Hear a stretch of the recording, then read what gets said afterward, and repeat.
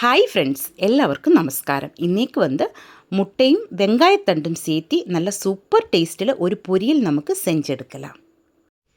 வெங்காயத்தண்டுன்னு உள்ளித்தண்டு என்று தான் மலையாளத்தில் சொல்லுவாங்க.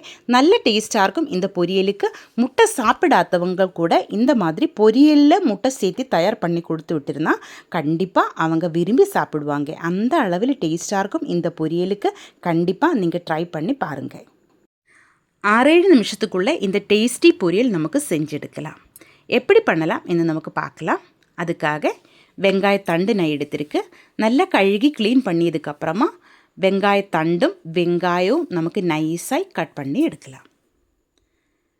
கூட பச்சை மிளகாய் எடுக்கலாம். உங்களோட காரத்துக்கு கரெக்ட் ஆகிற மாதிரி பச்சை மிளகாய் எடுத்துக்கோங்க.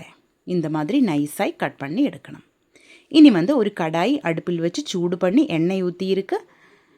அதிலேக்கு கடுகு போட்டு வெடித்ததுக்கப்புறமா கறிவேப்பிலையும் பின்னாடி நம்ம கட் பண்ணி வச்சுருந்த வெங்காயத்தண்டும் வெங்காயம் பச்சை மிளகாயும் போட்டு நல்லா வணக்கி எடுக்கலாம். இது நல்லா வணங்கி வரும்போது பாதி ஆகிடும்.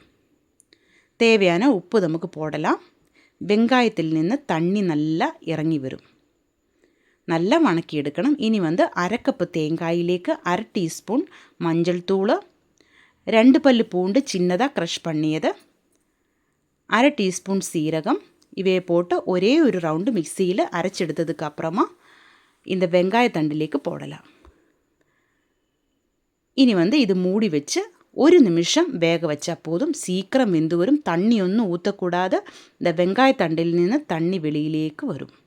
லோ ஃப்ளேமில் வச்சு நமக்கு வேக வச்சு எடுக்கலாம். அதுக்கப்புறமா மூடி திறந்து இதே மாதிரி நல்லா கலரி விட்டு இதில் தண்ணி எல்லாம் நல்லா வற்றிச்செடுக்கணும். இந்த மாதிரி நல்லா கலரி விட்டு தண்ணி எல்லாம் வற்றிச்செடுத்துகிட்டே இருக்கணும். மீடியம் ஃப்ளேமில் வச்சுக்கோங்க. சீக்கிரம் தண்ணி வற்றி வரும். இந்த டைமில் இந்த வெங்காயத்தண்டெல்லாம் ஒரு சைடிலேக்கு மாற்றியதுக்கப்புறமா நடுவில் 3 முட்டை உடைச்சி அதிலேக்கு ஊற்றலாம். நான் முட்டையோட வெள்ளை மட்டும்தான் எடுத்திருக்கு. உங்களுக்கு முட்டையோட ஒயிட்டும் எல்லோயும் எடுக்கலாம். இது நடுவிலேக்கு உடச்சி ஊற்றியதுக்கப்புறமா கொஞ்சமாக உப்பும் மிளகாத்தூளும் நமக்கு இதிலேக்கு போட்டு நல்லா ஸ்க்ராம்பிள் பண்ணி எடுக்கலாம். இதே மாதிரி கரண்டி வச்சு நல்லா கலரி விடலாம். கொஞ்சம் உப்பும் மிளகாத்தூளும் போடலாம். இனி நல்லா கலரி விட்டுட்டே இருக்கணும். இது சீக்கிரம் வற்றி நல்லா ஸ்க்ராம்பிள் ஆகிட்டு வந்துட்டே இருக்கும். பாருங்கள், இந்த மாதிரி தான் இருக்கணும். இப்படி நல்லா கலரி விடணும். இப்போ பாருங்கள், முட்டையெல்லாம் நல்லா வெந்து வந்துருச்சு.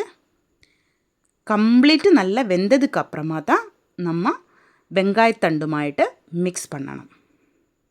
இப்போ முட்டையெல்லாம் நல்லா வெந்து வந்துருச்சு. இனி நம்ம வெங்காயத்தண்டும் முட்டையும் சேர்த்து நல்லா மிக்ஸ் பண்ணி எடுக்கலாம். இந்த மாதிரி நல்லா கலர் விட்டுக்கோங்க. முட்டையோட வாசம் ஒன்றும் இந்த பொரியல் இருக்காது. நல்ல டேஸ்ட்டாக இருக்கும். முட்டை சாப்பிடாத பசங்களுக்கு இந்த மாதிரி பொரியலில் முட்டை சேர்த்து மிக்ஸ் பண்ணி கொடுத்துருந்தா அவங்க நல்லா சாப்பிடுவாங்க. கண்டிப்பாக நீங்கள் ட்ரை பண்ணி பாருங்கள். நல்ல டேஸ்ட்டான ஒரு பொரியல் தான். நான் சொன்ன மாதிரி 6-7 நிமிஷத்துக்குள்ளே நமக்கு இந்த பொரியல் ஈஸியாக செஞ்செடுக்கலாம். கண்டிப்பாக ட்ரை பண்ணி பாருங்கள். இந்த வீடியோ உங்களுக்கு பிடிச்சிருந்தா சேனல் சப்ஸ்கிரைப் பண்ணுங்கள், லைக் பண்ணுங்கள், உங்கள் ஃப்ரெண்ட்ஸுக்கு எல்லாம் நீங்கள் ஷேர் பண்ணி கொடுங்க. உங்களுடைய ஃபீட்பேக் கமெண்டில் எழுதி போடுங்க. இப்போ பாருங்கள், நம்ம டேஸ்டி பொரியல் ரெடி ஆகிருக்கு. தேங்க்யூ.